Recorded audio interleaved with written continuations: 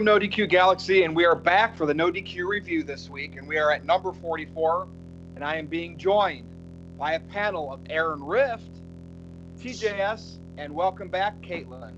How's everyone doing? Great. Caitlin, let's start with you. What's up? Not much. I'm doing good.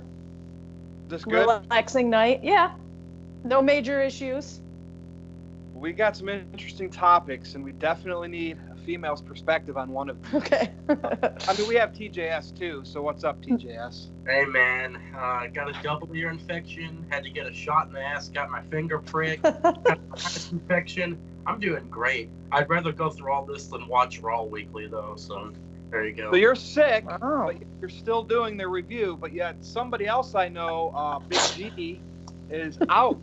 He took a personal day. He took a date night. Okay, whatever. We'll let the people get to him in the comments.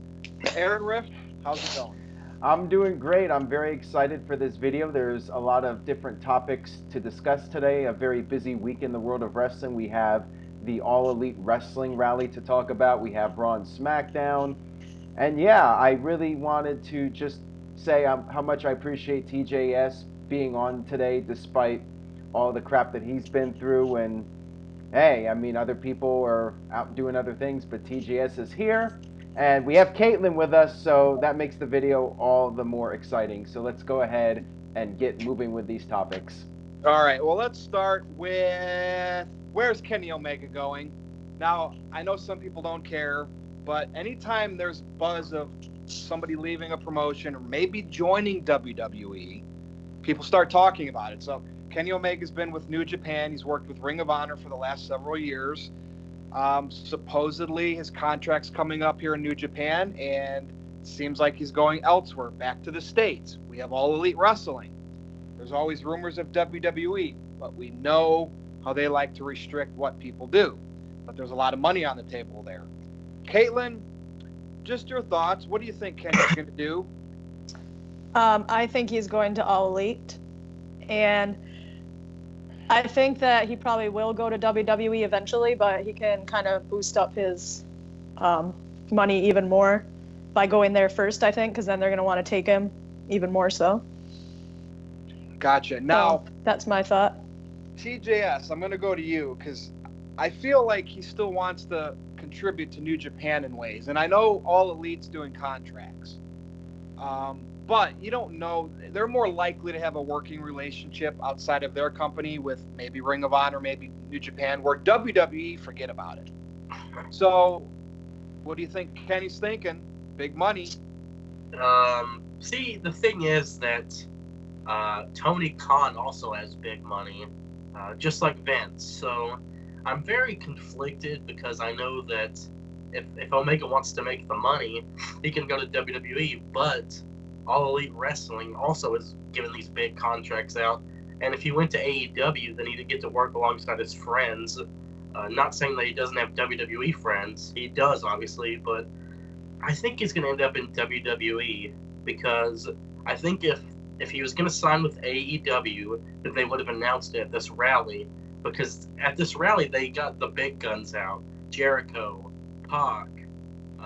We'll talk more about the rally, but you know, they got all the... It seems like they were throwing all the announcements out then, and I just don't know why they would save Kenny Omega for anything else, because if you want eyes on your product, you know, people are wondering, like, oh, who's going to be on the roster?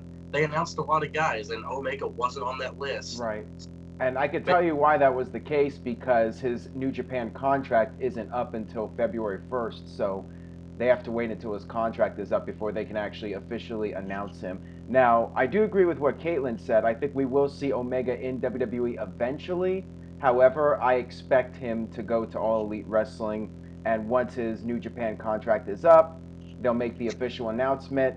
And my feeling is he'll be a good candidate to be the first world champion. I'm curious, maybe we can have a side topic here, like who you guys would like to see as the first All Elite Wrestling men's world champion. Should it be Kenny Omega? Should it be Jericho? Should it be Pac? Should it be somebody else? I'm curious to know everyone's thoughts. Virtue, who would be your pick? All right, so first of all, my opinion with Kenny Omega is he's got his clique. It's called the Elite.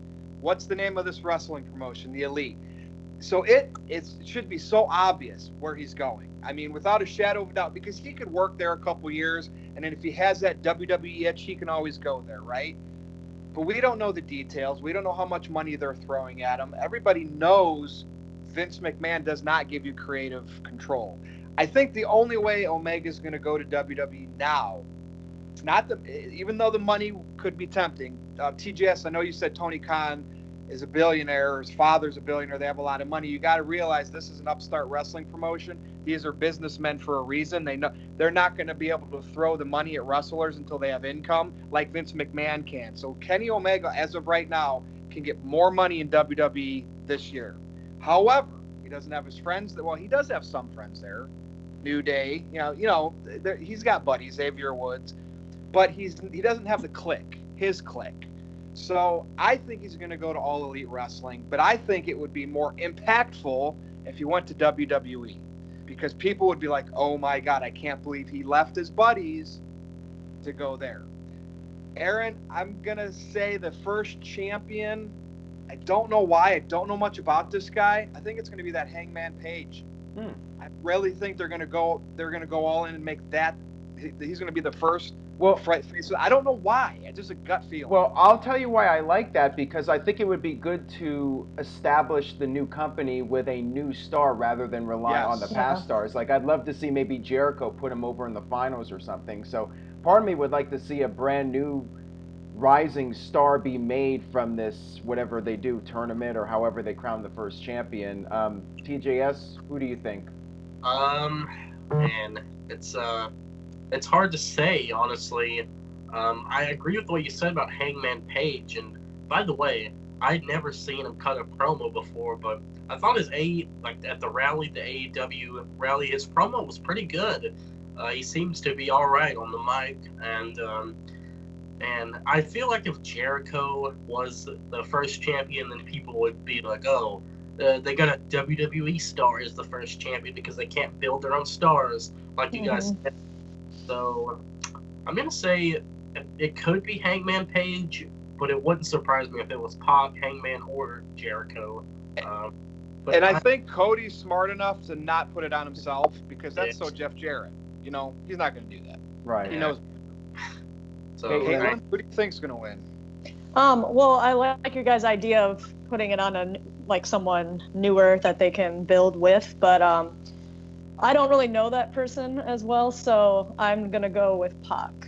Ooh, good just choice. Because that's my gut feeling on this one, and I agree about Jericho. That would just be probably pretty stupid to put it and on Jericho him. doesn't need titles at this point in his career. Right. He just needs good storylines and to be able to his creative control, which is why I think he's there and not in WWE. So let's elaborate on this AEW rally that took place in Jacksonville earlier in the day. Later that day, they had SmackDown, and of course, there's all kinds of things we can talk about. Fans trying to get in wearing the merchandise, but let's go to the rally. Jericho was the big name. Obviously, we had Cody there. I seen Billy Gunn's going to be a producer with them. Brandy's, she's an executive. The Young Bucks, they're all executives. We have Hangman Page, Pac, and Jericho. Those are some of your big names. Anybody have any thoughts for this? I saw some pictures circulating online, and of course, there was only so many people in that little area, and oh, this isn't WWE worthy. They may have bad attendance at house shows and SmackDown, but this looks like Impact. So, What's everyone's take on this rally? I'm sure you've read about it the last 24 hours, and the fact WWE, are they going to tighten up ship here? TJS? And I didn't really see the attendance for this rally, but it seemed like there was quite a bit of people there. The thing about this rally is I don't think anyone traveled, too far to be a part of this. Right. It was kind of thing where it's like, if you're in the area, show up and be there. It would be interesting because it was right across the street from SmackDown, right? It wasn't far from there. It would be interesting, if they tried to run the rally at the same time as SmackDown. I wonder if fans would go there instead of SmackDown. Overall, I thought it was a good rally, though. There was pyro, which was cool. That's, unlike WWE. So, and I just thought it was funny how Pac showed up in his wrestling gear because that's like all he wears. Even like in WWE, if you saw him backstage, he was in his gear. So I think that the rally was okay, and not much else I can say about it, Aaron. I thought it was good. I thought it was a nice first step for the company. The attendance, yeah, wasn't that huge. I think maybe 200-300 people, but that's not really important. What's important is if they could put people in the seats, beginning with this upcoming Double or Nothing pay-per-view and upcoming pay-per-views. And yeah, let's face it, it was just a rally. It wasn't a show. You're not having fans travel across the country for it. So it is a new promotion. It's going to take time to build up an audience, but I thought they did a good job with it. And Jericho ending the rally was a nice way to get some buzz at the end. I think CNN had it as a trending story, and it was trending on Twitter, so it definitely got some attention. Hundreds of thousands of people have watched the contract signing, so it's getting a little bit of buzz. Not millions. Not millions, but I mean, Okay. if you add up all the social media platforms, I mean that was just Twitter. I don't. Okay, so and I get what you're saying there, and all the anti-WWE people want to say social media doesn't matter, and we know their WWE social media is big time millions. So let's look at it in context. They're an upstart promotion. They're nowhere close to WWE right now, and I know you understand that, Aaron. Oh yeah, of course. I don't know if everybody does. Right. Not on the panel, but on social media. But Caitlin, I mean, you're not all that familiar with the New Japan guys and Ring of Honor all that much, but anything that you saw from that stuck out to you as being particularly interesting and might want you to check out a future show at some point? Well, I don't know about specifically, but I was very interested in it, which is funny because, as you say, I'm not super into the indie scene, but I do know some of the people because I hear everybody talk about them. But I was getting excited, and I was sitting there watching and texting the other Aaron, and I'm like, this person just signed, and this person, and I was interested in who they were going to announce, and I thought the fireworks at the end, or you called it pyro, I thought it was actually fireworks going off, but that looked really cool. Jericho's song was cool, so I thought the whole setup was really neat. I did think that the all of the like overkill with the Jaguars stuff kind of like, I was like, all right, come on, but other than that, I thought it was really neat, and I'm intrigued, and I'm probably gonna pay attention to it for a little while and see how they do. Okay, cool. But here's some food for thought for everybody. WWE already has that targeted audience, the targeted audience of AEW, and you know what it is? It's called NXT. Mm-hmm. WWE already tours. They have 6 or however many NXT takeovers a year, which is the equivalent of these all-in pay-per-views, right? Aaron, we were at Money in the Bank. These arenas hold 10,000 people, right? I know TakeOver doesn't always sell out, but right. WWE already had, not that they intentionally did that, but they already have something to combat this AEW. Right. It's called NXT. So I'm just wondering how much they up the NXT game, because obviously somebody there has to know or told Vince McMahon, our main product, there's a lot of critics right now, a lot of critics, but we still have our diehards. So Triple H, maybe he was a genius all these years, because him setting up NXT, making that his baby, and we all know the process. The main roster, they don't always get the shine, but in NXT, it looks really good. Triple H seems like he was ahead of the curve with this All Elite Wrestling thing, and I'm just saying, slow your roll, haters, or WWE haters. Let this thing develop. That's all I ask. I'm a Chris Jericho mark. I'm not even getting myself too excited yet. Right. Well, that's understandable. Yeah, I just want to see it develop. Because you know what, Aaron? I don't want to be let down. I don't want to get excited. Right. And it's impact. Well, I think it's really important that they find a way to make their show different than what WWE presents, and NXT for that matter. And that's going to be a challenge. They need to come up with a different style and come up with something innovative that we haven't seen before.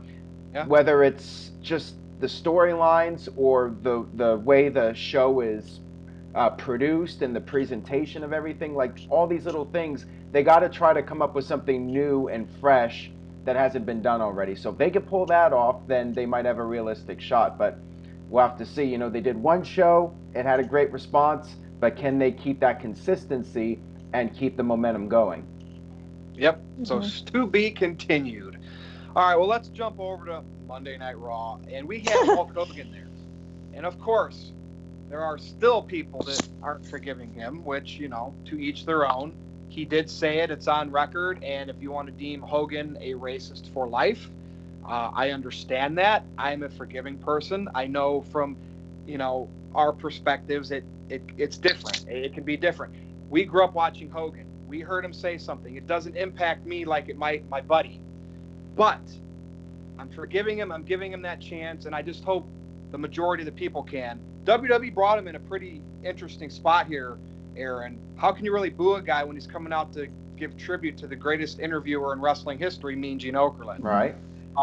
So I'm glad. I know it didn't sound too loud for Hogan, but he did get a fairly decent reaction. And once he started piping in on Mean Gene, the people were eating it up. And I thought that was a heck of a promo. I agree. So, Aaron, what do you think about that whole segment with Hogan? It was well done. They usually hit the nail on the head with tributes like this to the fallen. You know what I mean? Oh, yeah, absolutely. The video packages are always one of the highlights of the show, and this one was no exception. I thought it was extremely well done. They hit home all the major points of his career, except there was no reference to Bash at the Beach 96, which I understand because Hogan was out there as a good guy, and that was his big heel turn promo. But other than that, I thought they showed all the really most memorable clips from Okerlund's career, including the Detroit Zoo, which I was at not too long ago. And that was just a big mark out moment for me because I was standing there at the zoo and I'm like, this is where George Steele and Gene Okerlund had their little promo. So that was really cool. I really enjoyed it. Hogan did a great job with the promo, so say what you will about him, but Hogan is the man. He can go out there and he can really turn it up when he needs to. So he turned it on at the end there. Was this your normal? He was out there, and then all of a sudden, when he hit his chest, yeah, he went into full-on Hogan mode, and that was awesome. Caitlin, what's your thoughts on it? I got chills at the end when he started talking about the different people having the match up in heaven. So I really liked that. I thought it was great, and I don't know, they did kind of choose the correct spot, I guess, to put him out if they wanted to try to not get him booed. I was just hoping everyone would not focus on that as much as what the reason for it was and not take away from the tribute to him. Yeah. So, but yeah, I thought it was good. Yeah, and I think it got a fairly decent reaction even on social media. Again, because it was about Gene Okerlund more than Hogan. Mm-hmm. Right. TJF. Virtue, will you do the Ric Flair Mean Gene introduction? I want you to do it. You want me to do it? Yeah, or one of you, just do it. Woo! Mean. By God, or mean woo. By God. By God, Gene. Yeah, You great. tell me to imitate Ric Flair, and I just freeze because you can't. Yeah. Anyway, it's like you guys said. Hogan did a tremendous job, and if there were people that wanted to boo him, then it doesn't make any sense because Hogan wasn't out there for himself. He was out there for Mean Gene. So it's not like he was out there talking about everything that he did and slamming Andre. He came out there and honored his friend, and he did a hell of a job. I think that promo was up there with the Ultimate Warriors promo a few years back. This was just awesome, and the video package was it was incredible too. WWE always hits a home run on these video packages, and I was really surprised that they put the F it spot in there in the video package. I watched that video package 3 or 4 times back, and they played it on SmackDown. It's great. I think that's probably like one of the best video packages they've ever done. Oh yeah. Yeah, and like you guys said, Hogan I felt like that promo was scripted where he was talking about the people, but I think that's the correct way to script something. It didn't sound robotic. It's like I felt those words that Hogan was saying. Like it wasn't like suffering succotash or whatever. Right. Yeah, and I guess that's the thing about the older generation guys. They make what they're saying, like HBK, Triple H, Undertaker, and yeah. Just awesome stuff. Indeed it was, and it always sucks that we lose a legend, but we'll all see him again one day. So let's talk a little bit about some SmackDown. Everybody's favorite show, it seems like. I had people talk to me on social media asking me, why do they think SmackDown's the best show? Like, because Raw drags out because it's 3 hours, because SmackDown has more of their favorite type of wrestlers like Daniel Bryan and AJ. That was an interesting, question, and I couldn't really answer. Is SmackDown really a well-written show, or is it just, are we so drawn out from Raw that we think SmackDown's better by default? But nonetheless, this week SmackDown opened with Daniel Bryan, and he was in the concession area, cutting promo. And I want to see more of this, but at the same time, I really want them to go break fourth wall. But it's WWE; they probably won't. So I enjoy this Daniel Bryan telling people you're drinking too much sugar and syrup and all that good stuff, and the plastic cups and straws pollute the earth. And of course, those were Planet fans that I'm sure indie wrestlers or something backstage. Right. But nonetheless, it was still in that concourse. It still gave me that vibe of Daniel Bryan's new character is insulting the fans, and I love that, because I think the fans are such a vocal part of the game. I like to see the WWE allowing wrestlers to shoot back at the fans, even if it's worked. So, TJS, what's your thoughts on the new Daniel Bryan? And is this gimmick working? Which, pretty easy question, right? Oh, yeah. And is shooting on the fans enough to help him stay over as a heel, or even get more over as a heel? Man, this is what a heel really is. I mean, you have this guy, and he's not doing the cheap heat, because this is actually, this is Daniel Bryan, and this is Bryan Danielson. It's not just a character to him. This is his real self, just, turned up to, 11. And he's hating the fans. He's talking about what they're eating, how they're harming the environment. I just love every bit of this character. He's not wearing the Yes t-shirt. He's not even wearing the Yes is Dead t-shirt. He was wearing an eco-friendly shirt, which I just thought was awesome. And later on, he did the promo where he was screaming about being vicious. This Daniel Bryan makes me forget that the Yes Movement Daniel Bryan even existed, because of how well he's done. And man, I think that him shooting on the fans is really helping him, because that's the whole point, right? The fans are not supposed to like the guy. So how do you get him to not like you? You get insulted by him. And I always thought that's the direction they should have went with Roman, but we all, obviously it would have made him more of a heel and not in Vince McMahon's eyes. But right. That's probably why I like it so much. Aaron? Well, I thought it was, again, one of the highlights of the show, and not just that concessions promo, but the one he did later on in the show before the end, when he was talking about how AJ Styles is not even half as intense as him, or I forgot what he said exactly, but he was just on fire there. He was screaming, he was just angry. It was a throwback to an 80s wrestling promo, and I loved it. I love seeing that intensity and the yelling and screaming and just the energy that Bryan had with the character. He's really getting into it, you can tell. So I love that. I want to see more of that. And he's definitely been one of the highlights of SmackDown. Why is SmackDown better than Raw? Obviously the 2 hours, but also I think SmackDown does have more overall talent in terms of guys that are really on fire right now, like Daniel Bryan. The Usos have been consistently great. Andrade Cien Almas is doing really well right now. Rey Mysterio's doing great. Just it feels like the talent on SmackDown are really doing well right now and have momentum.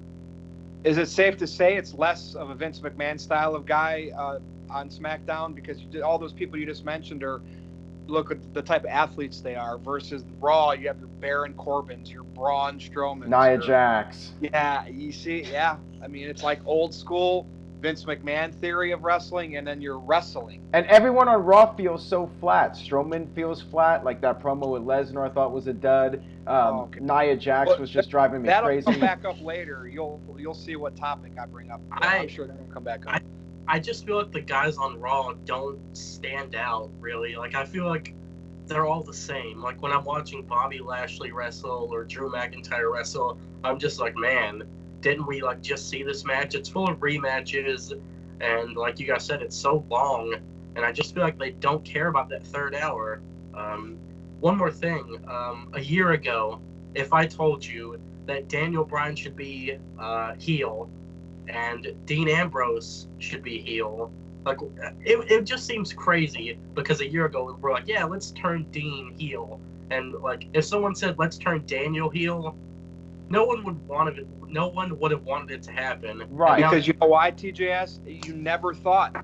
We knew Ambrose needed to do something. You just never thought of Daniel Bryan being that way. And when it happens like that, it's usually more of a surprise and people buy into it more. Yeah, well, what happened was when Bryan came back, he did that return speech, and I remember writing that no one's ever going to boo this guy again. He's always going to be a babyface for life, because it was just, you could really feel for him and his whole story of having to retire and then coming back.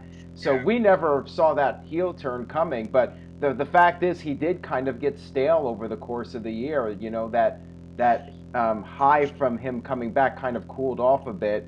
And then the heel turn came at the absolute right time when he needed something to freshen up. Just like Hogan in '96 when he turned heel. He needed to freshen up his character, and that's what they did. But, Caitlin, any other thoughts you have on Daniel Bryan at this point? I mean, I pretty much just agree with everything you guys have said, because he's great. He flipped everybody just like that as soon as he turned to want to boo him. I crack up when he's going off about his stuff, and I look for things like that when it can actually make me laugh out loud. Just one thing about the hour difference between the two shows. I think it makes a huge difference, because near the end of SmackDown, I'm sometimes feeling like, how are they going to get everyone on this show? Like, there's not enough time. And that's a good thing, because you want, well, right. So you want to see them, because you can't see everything every week. Whereas Raw, and it's just 1 hour, but it's like, it just makes everything just so much more like dragging. So Raw really needs Crash TV again. I mean, it just does. That's the only thing that'll keep it going and keep the fans interested. But, well, okay, since we're over on SmackDown, so we have an interesting development here. Becky is now going to face Asuka at Royal Rumble for the SmackDown Women's Championship.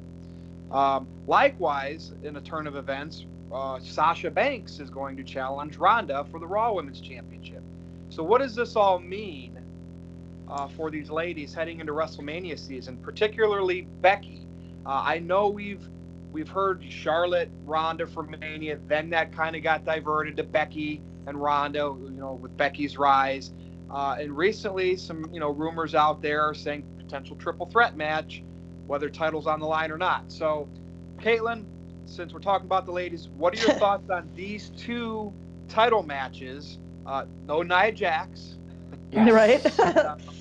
It's interesting with Becky, because what does this mean for her WrestleMania? Right. I mean, if she's in the title match, is she not going to be in the Women's Rumble? Like, we know they can do different things, but what do you think? Well, I don't think she'll be in the Rumble if she's in this match, but maybe she will. But I guess the order of the matches will kind of give us an idea of things that might be going on. Yep. But everybody kind of wanted her to win the Rumble, of the people I'm talking about, and it looks like it might not go that way now. Whoever was it that mentioned, like, in the chat room about maybe the titles won't be on the line or something. Right. I feel like maybe that is an idea, because maybe they'll just kind of have this big feud going, and they'll just be like, let's just do this, and it's not a title match. I don't know. I think the thing and I understand what Greg was saying there, but think about that. There's two titles. How are these three women going to be in a match with? None of them have the title. Well, yeah. Titles has to be. I mean, this is WWE. They're not going to showcase those girls without it. But I get what you're saying there. But it's a good point also, because I don't see Ronda losing her title, which brings me to my next point about Sasha. Yeah, it's cool because this is going to be a new matchup we haven't seen. That will be neat. But obviously she's going to lose, so that's just going to be done right away, unless they do some sort of, interference or something like that. So he's probably hoping Sasha's the Raw Women's Champion and she has to wrestle like Bayley or something in a title match. I see. Who's hoping that? Greg, probably.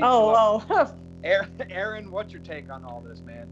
Well, I think that anything can happen. It certainly adds some possibilities and intrigue. We're not sure what the direction is heading into WrestleMania, which is good. I think that's a good thing that it's not extremely predictable, although I still think it should be Becky versus Ronda Rousey at WrestleMania. That is the match I feel could not only be the women's title match at WrestleMania, but also close the show and actually be the main event of WrestleMania, if that's the direction WWE wants to go in. And I would have Becky beat her, but I've said this before. I could see Becky losing to Asuka and then entering the Rumble and winning the Rumble. Any number of things could happen. It could end up being a triple threat with Charlotte added to the mix, but I don't know. I'd rather see Becky and Ronda one-on-one. I think that's the money match, and that's what I would do at least. So who knows what's going to happen? I mean, I certainly would not rule out the possibility of Becky still being in the Rumble. TJS, I know you were freaking out a little bit about this, so what's your take? Well, singles matches are always more marketable Agreed. for WrestleMania and everything. Like you said, I was pretty pissed that Becky won the triple threat because I don't see a path for her to face Ronda now. I don't know if she's going to beat Asuka or not, but if she loses a match at Royal Rumble, then I don't understand how she would end up in the Women's Rumble because she just lost a match. You know, they're going to say, get in line or whatever. But then again, man, it is the Women's Rumble, and they do need to fill spots. So, Yeah, that's a good point, too. yeah, there is a real lack of women. I just don't know. I feel like if Becky's not in the Rumble, then it's going to be similar to when Bryan wasn't in it. And, right. like, I feel like there's going to be a lot of booing. Good point. That is a great point, TGS. If she's not in it, I could see the fans potentially crapping on the match. Yeah, I can see the show hijacked. And imagine if Charlotte wins it. It's going to remind me of 2015 Rumble. I don't know. That's why Becky has to be in the Rumble, and it has to come down to them two for the suspense. I mean, this screams. If they were so smart, they would have. I don't know what they would have done for the title match. Have Carmella face Asuka so Asuka could get a win. Becky and Charlotte both hit. There you go. Controversy. I mean, it was screaming for that, but you know they want to just dabble the fear of WWE creative all over us, and that's what exactly is happening right now. Unless Ronda cost Becky the title in the match, I don't know, man. It's hard to say. It is unpredictable, but I have a bad feeling that it's going to be Ronda versus Charlotte, and then Becky might win the title and then face someone else like Naomi. I don't know. Well, what if Charlotte won the Rumble? She challenged Asuka, which is a reversal of last year, and then somehow Becky got mixed up with Ronda, and they put that match together. There you go. Two matches. But Charlotte has beef with Ronda. Well, they'd have to end that somehow. They'd have to figure out a way to end that. See, it is intriguing. To... I mean, it's definitely keeping us guessing as to what's going to happen. And that's why I just think with both having beef with Ronda, I just see the triple threat now. But I kind of called that about 5 or 6 weeks ago, to be honest. What does Asuka do at WrestleMania? What's that? What does Asuka do at WrestleMania if it's the triple threat on Raw's side? She fights Naomi. Yeah, she gets a win. She gets a defender title if she still has it. And I also have this gut feeling that the internet's talking about the women might go on last. They should.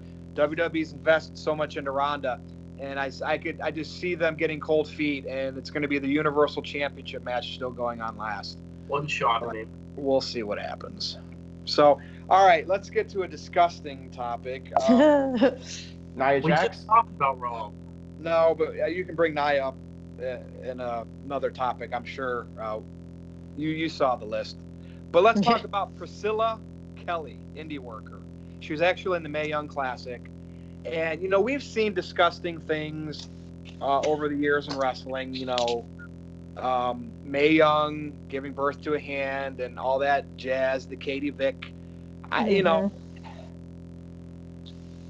then something, Joey Ryan does his gimmick, but, it stays in his pants. So there's a lot of controversial sexual stuff in wrestling, and it's done by these wrestlers to get people talking.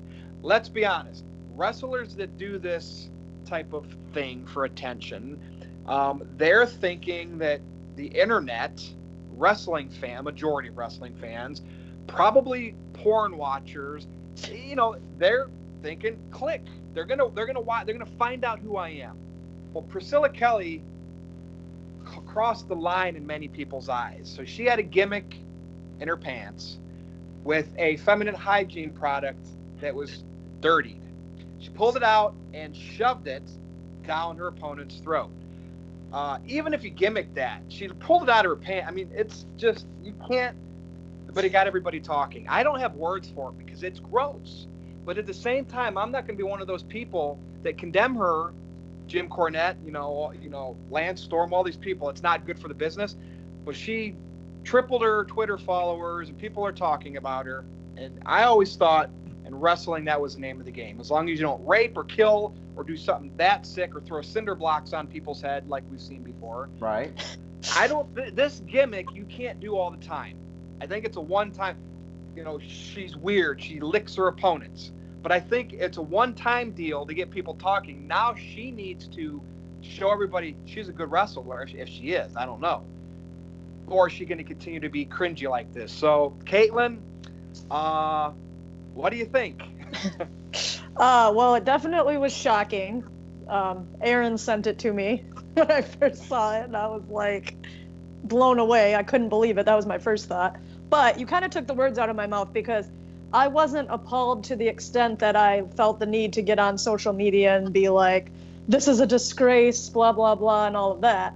I did think it was disgusting, and I think anybody that just puts their hand down there for an extended period of time and pulls any item out, that's a little disgusting for me to watch.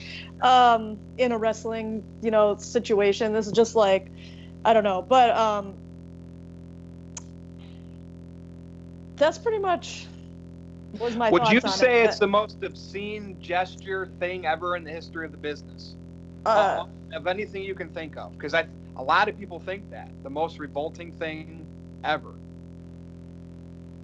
I mean, it's hard to say. Yeah. It was pretty bad. I'll say that.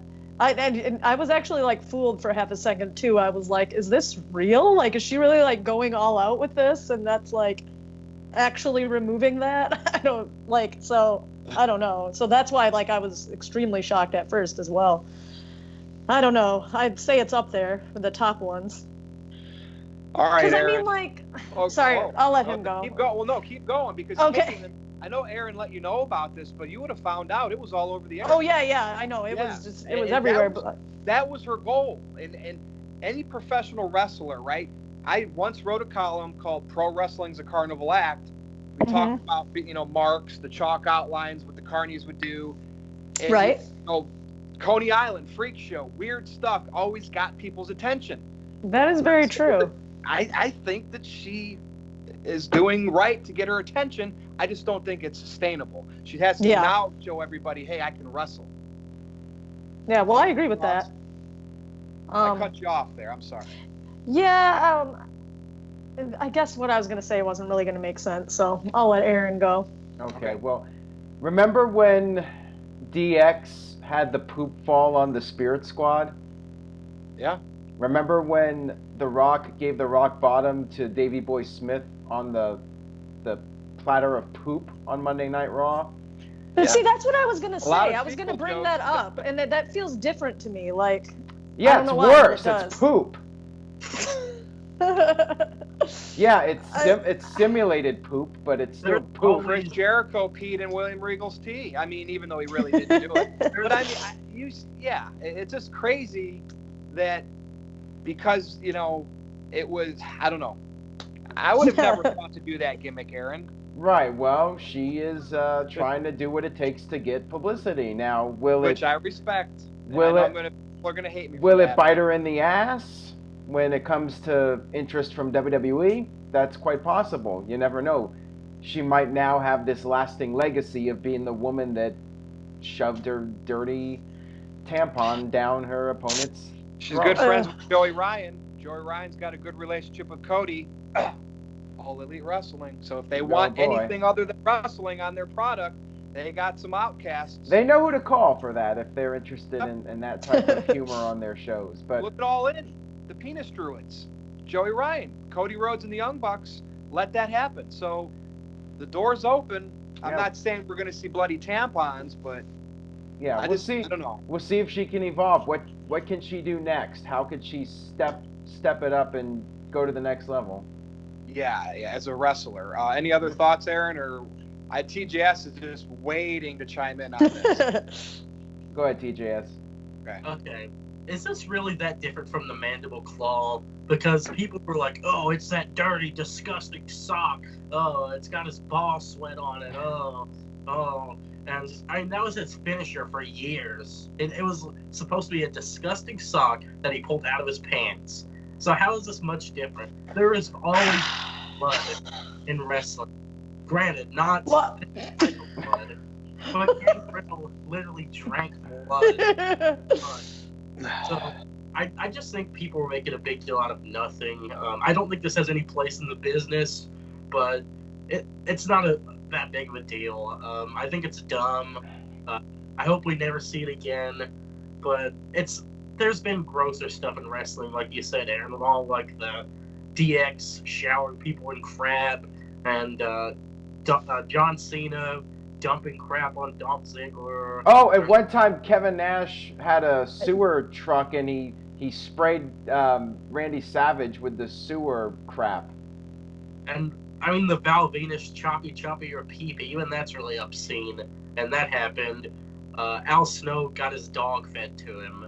People have been pissed on. People have been pissed on in WWE. And Stephanie and Stone Cold were put on crosses. I mean, wrestling's always had stuff that's crossed the line. Do you remember that? Shawn Michaels had to piss in a cup, and he's like, I'd rather be pissed off than pissed on. He threw it on. I just think that if it was real, that would be a big deal, but it was pop. But I do have something to add, though, because I think, like, periods are one of the things that are still kind of, like, stigmatized in a way where, like, it's a huge deal if anything is seen or anything like that, you know what I mean? Just in everyday life. Like if you're walking around and there's some type of accident and like that's a huge deal and everybody gets all up in arms about it. It's true.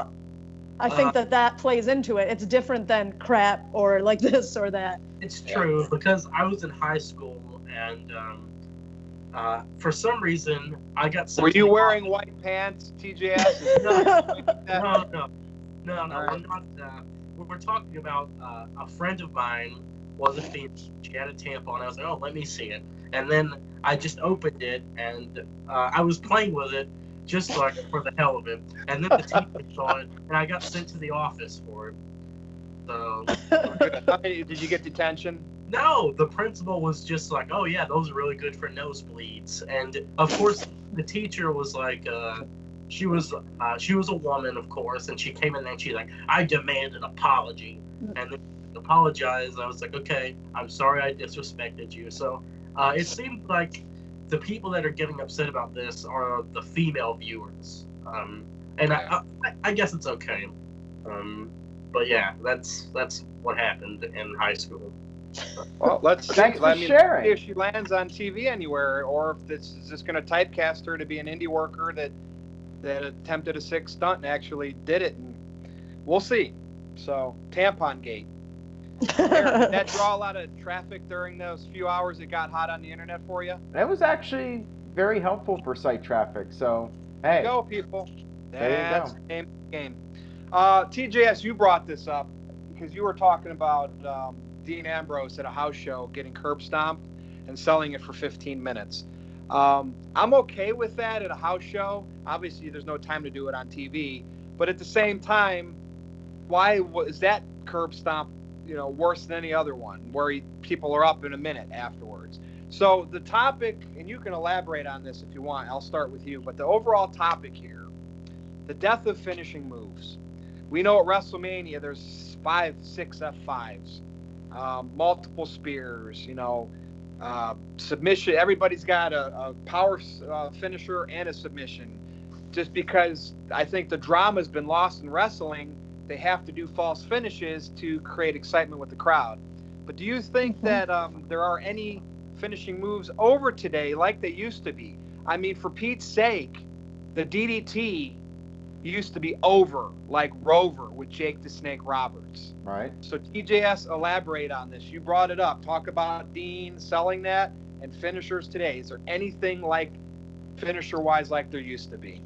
Yeah, I agree with what you said about Dean selling the stomp. The problem with that is now everyone's going to be like, well, the stomp is a death move now. Like once he hits it, they have to sell for a long time. And like on Raw, Dean Ambrose was able to crawl over and cover Seth after getting hit with the stomp.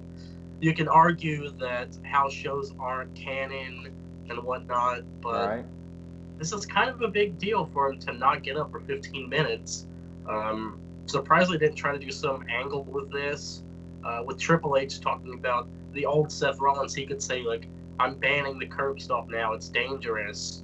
Obviously, it would just be an angle. Well, didn't he curb stomp Dean once on bricks? Cinder blocks? Yeah, cinder blocks. Yeah, and yep. So I don't know why. I'd like to see some video of this, even though I know there was some. I just haven't seen it. And as far as finishers today go, man, it seems like every finisher gets kicked out of now. I don't think anyone's kicked out of Mustafa Ali's finisher, the 054, but he hasn't really used it in many big matches. I'm gonna go last on like the most over finisher today. Aaron, you can go ahead. So we're talking about what's the most over finisher today? Well, I mean, is there even one? Is there even a finisher that's over? Like back in the day, a lot of them. The Stone Cold Stunner, the People's Elbow, the Tombstone. I mean, Shawn Michaels Super Kick. And today, I don't even think anybody's finisher feels important because Right. everybody, and maybe Yeah. Aaron, maybe it's because there's no jobbers to take the finishers and be out cold like there used to be. Good point. Everybody's a competitive wrestler that can kick out of. I don't know, but Yeah. like, do you even think there's a good one today that's over? I mean, there's not a lot of them, unfortunately. I mean, Exactly. I feel like some of the submissions are over a bit, like the calf crusher. I think people take seriously as a submission finisher, and Daniel Bryan's running knee, I guess, people take fairly seriously as a finisher. There's a few of them, not a lot though. I mean, the thing is, like, a lot of the moves. Ronda's, absolutely. I think Ronda's probably the best example, Caitlin. That's a great choice there. I mean, nobody has gone, once she gets that locked in, it's over. Like, nobody has actually, like, broken out of it yet. It's like master lock. Yeah, well, somebody will eventually, maybe WrestleMania or whatever. But yeah, for the most part, the thing is, like, a lot of the moves now are pretty much just referred to as signature moves instead of finishing moves, and there's not really such a thing as a finishing move anymore. So it's just the era we're in. We're in the era of near falls, and you got to have all the near falls. Every match has to be Ricky Steamboat versus Randy Savage, and that's just the nature of the beast now in 2019. And remember, Aaron, that match didn't have a finisher. It was a roll up, I believe. Right. And then even Owen and Brett at WrestleMania 10 was a victory roll up. Right. Yeah. So I don't know what else to say about it. Caitlin, any other thoughts? Any moves that you can think of that are credible finishing moves today? Well, probably just Ronda's then, because everybody else kicks out or gets out of it. But actually, you just said something that I thought, because I wrote this down. I said, like, is it really a finisher? Because they don't finish the match. Right. Usually, like, I mean, to me, that means you do the one and it's done. And then, but no, you have to hit 3 to beat somebody or something like that. So, yeah, you never really expect that the match is done when someone hits a finisher. Right. Now, I don't usually. What about NXT? Anybody in NXT that you would say has, like, a really credible finishing move? Ass, Aleister Black. Yeah. That spinning kick. The one I think that stood out in 2018, it wasn't the F5, but it was another part-timer, Jericho, Codebreaker. It seemed like it worked all the way up. Well, in 2018, it worked for him every time because he didn't lose the IWGP IC title until Wrestle Kingdom, which was 2019. So Jericho and the Codebreaker, to me, was the best finisher of the year. What about the AA now? Even that's not even really a finisher because he hits it and then the guy gets right up. Oh, yeah. It hasn't been that way for a long time. It's been a signature move for but, I mean, at years. least he used to go for the cover with it. Now he just hits it and he does a little. So, Roman won a lot with the spear, so that was one. I just thought that was true. The Claymore kick, Drew McIntyre. That's a good one. I don't think anyone kicked out of it. Yeah. I don't know. Yeah, I'm not thinking of anybody. Yeah, and the RKO, but people kick out of that. So Wait, that's didn't he just do 2 at the show that I was at? Yeah, I felt he like I did. text. Yeah, he did. He had to Okay. hit 2 to beat Dolph Ziggler. But Yeah. I think he hit one and then got him up and then hit the other one. Like, Oh, okay. Yeah, I couldn't remember. I just knew there was 2. yeah, I don't know. But yeah, finishers are not what they used to be.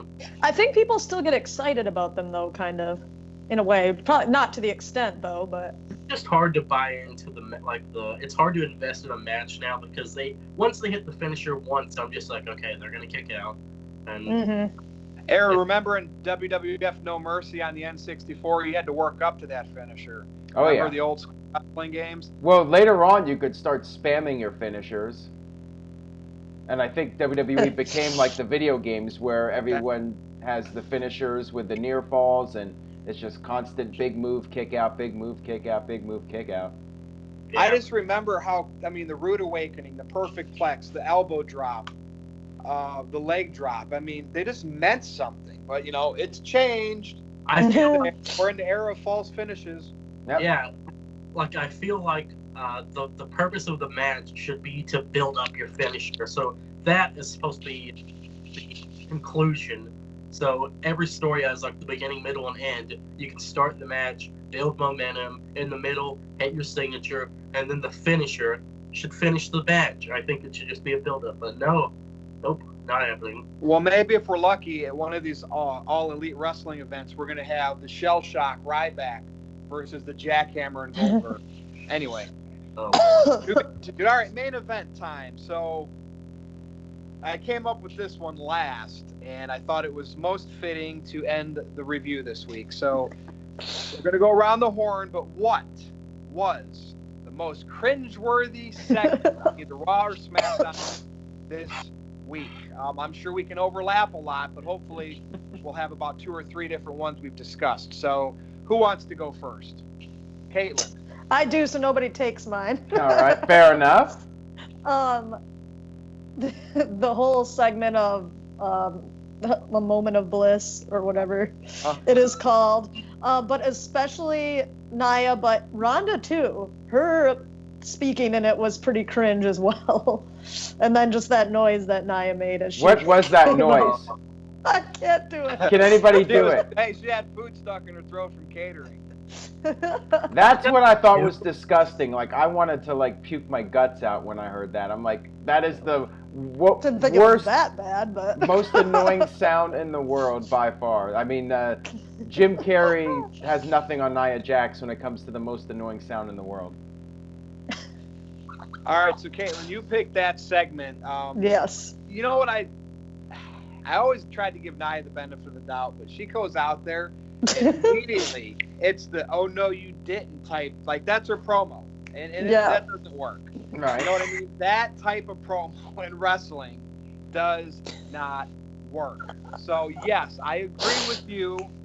That was a very cringeworthy segment, and everybody involved, unfortunately, and maybe some people don't have the skills that others do. But WWE Creative, as always, is to blame for putting them. You're supposed to put your talent and protect them. Put them in spots to showcase their strengths, not their weaknesses.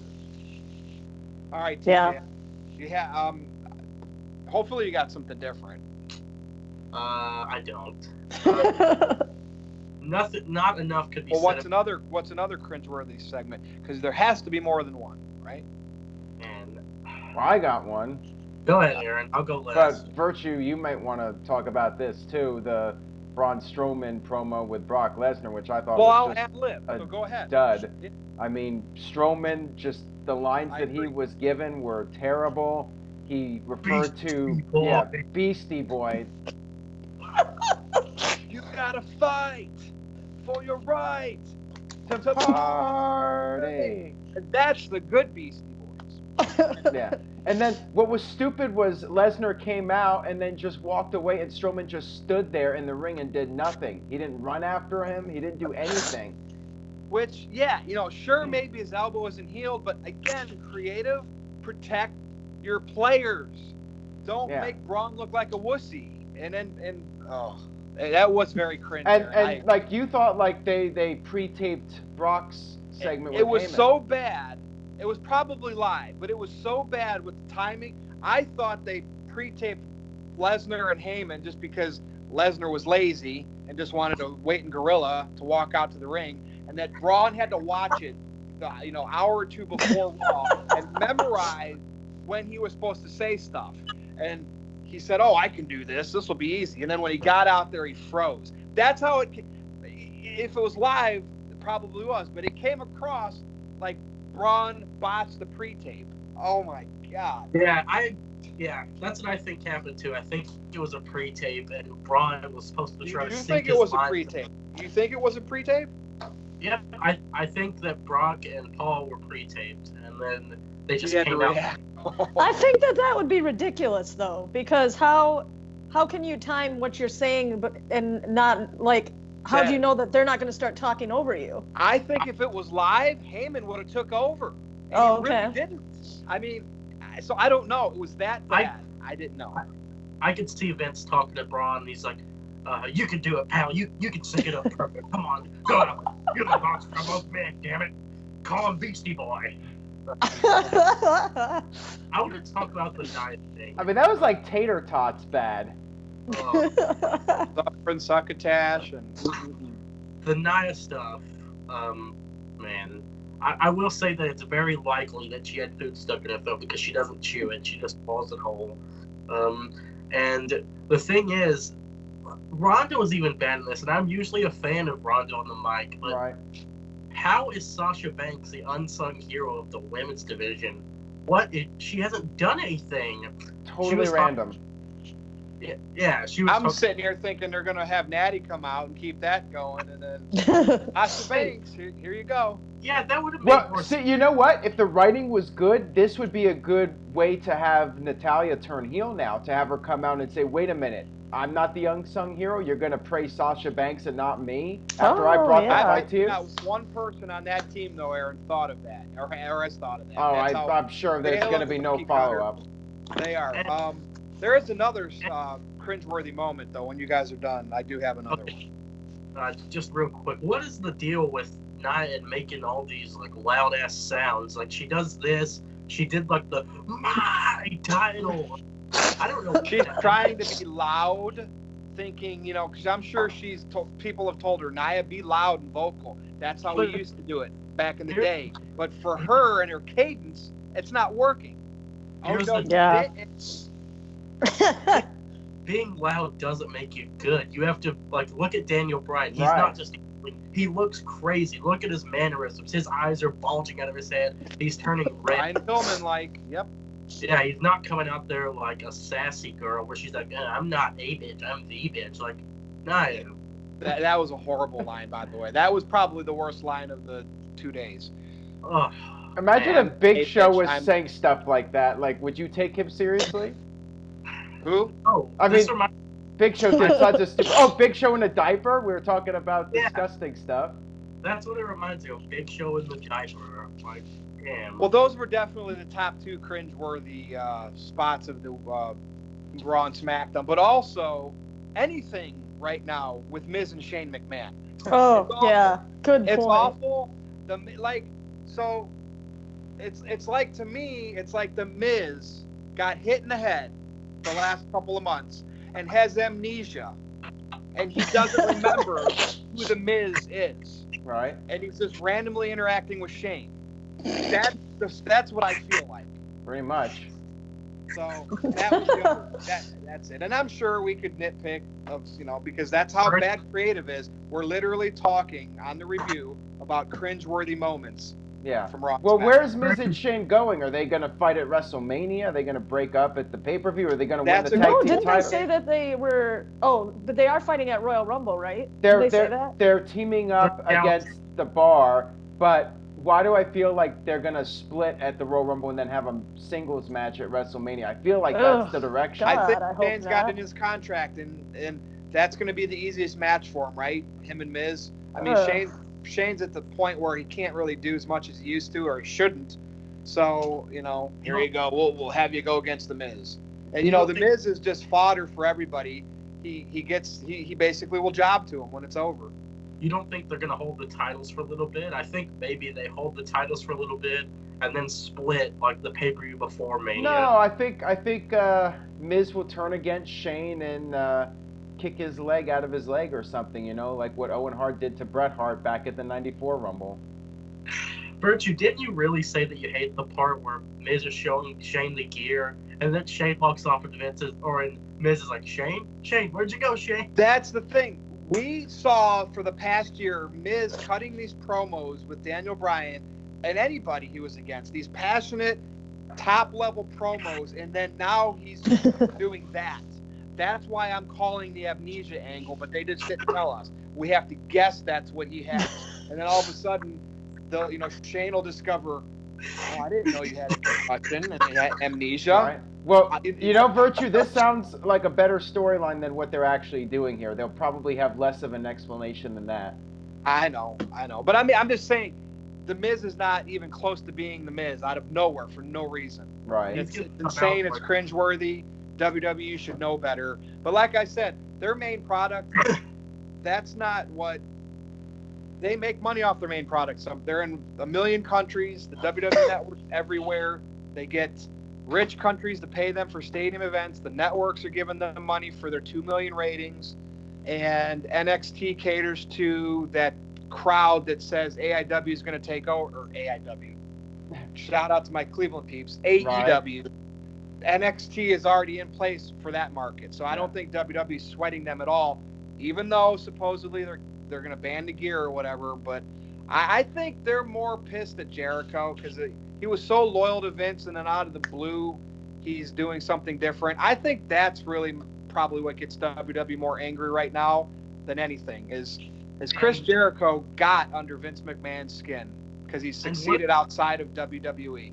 Yeah, because Vince doesn't like that for sure because he wants to control everything and that's legendary, Aaron. I mean, if we really think about it, Jericho just put another notch on his belt of legendary things he's done. I feel like the video of him signing the contract, like, really, really had to piss Vince off. Like, man, I feel like he was almost taunting Vince. Aaron, are the rumors true?